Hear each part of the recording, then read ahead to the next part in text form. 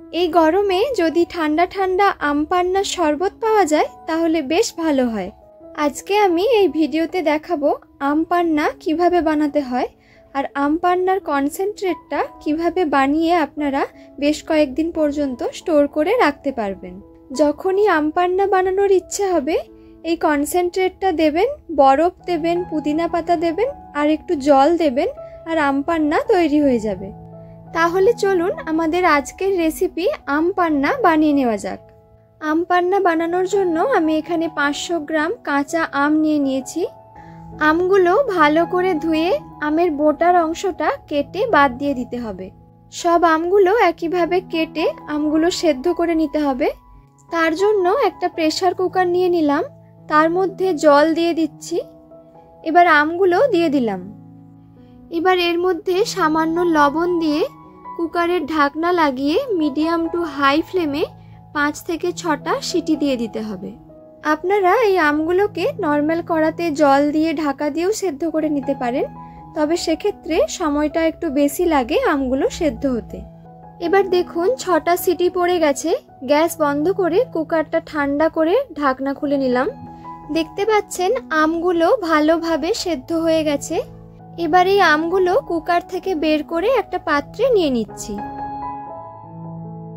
আমগুলোকে একটু ঠান্ডা করে নিতে হবে যাতে এর খোসাগুলো ছাড়ানোর সময় কোনো রকম অসুবিধা না হয়।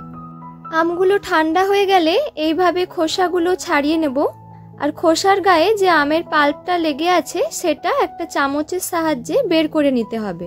তারপর আমেরও ভালো করে পাল্প বের করে নিতে হবে। দেখুন সব আমগুলো থেকে পাল্পটা বের করে নিয়েছি আর আমের আঁঠিগুলোকে ফেলে দিয়েছি।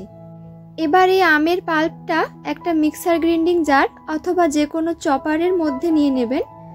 তারপর এর মধ্যে একটি কাঁচা লঙ্কা, 1 টুকরো আদা, হাফ চা চামচ লবণ, 1 চা চামচ বিট লবণ, 1 চা চামচ ড্রাই রোস্ট করা জিরা গুঁড়ো, হাফ চা চামচ গোলমরিচ গুঁড়ো আর 1 চা চামচ মৌরি গুঁড়ো দিয়ে এটার একটা ফাইন পেস্ট তৈরি করে নিতে হবে।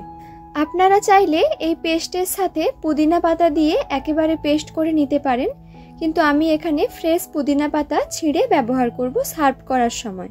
এবার আমের কনসেন্ট্রেটটা বানানোর জন্য একটা কড়াই 200 থেকে 250 গ্রাম চিনি দিয়ে দেবেন। এই চিনির পরিমাণটা ডিপেন্ড করবে আপনাদের আমটা কতটা টক তার উপর। এবার এর মধ্যে জল দিয়ে দিচ্ছি। জলের পরিমাণটা ততটা দেবেন যেন চিনিটা জলে ঢাকা পড়ে যায়। এবার চিনিটা জলের সাথে ভালোভাবে মেল্ট হয়ে যাওয়া পর্যন্ত অপেক্ষা করতে হবে। একবার চিনিটা জলের সাথে ভালোভাবে গুলে গেলে এর মধ্যে একটি লেবুর রস দিয়ে দিন। লেবুর রস দেওয়ার ফলে এই সুগার সিরাপটা ক্রিস্টালাইজ হবে না, এর মধ্যে কোনো দানা দানা ভাব তৈরি হবে না। এবার একটা ছাঁকনি নিয়ে আমের পেস্টটা ছাঁকনিতে ভালোভাবে স্ট্রেন করে নিতে হবে যাতে কোনো গুটলি ভাব না থেকে যায়। পেস্টটা দেওয়ার পর ভালো করে মিক্সড করে নিতে হবে।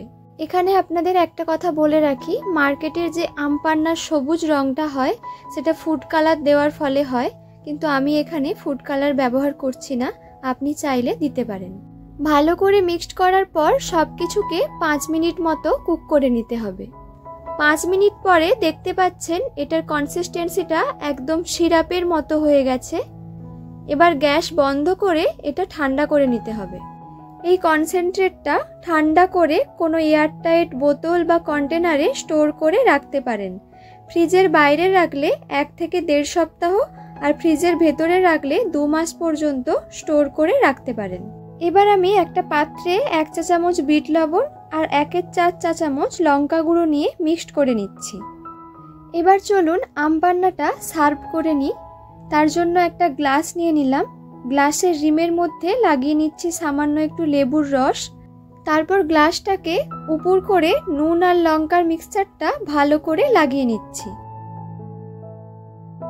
এবার গ্লাসের ভেতর দিয়ে দিচ্ছি কয়েকটা আইস কিউব। তারপর 3 থেকে 4 চামচ মতো আমের কনসেন্ট্রেটটা দিয়ে দিচ্ছি।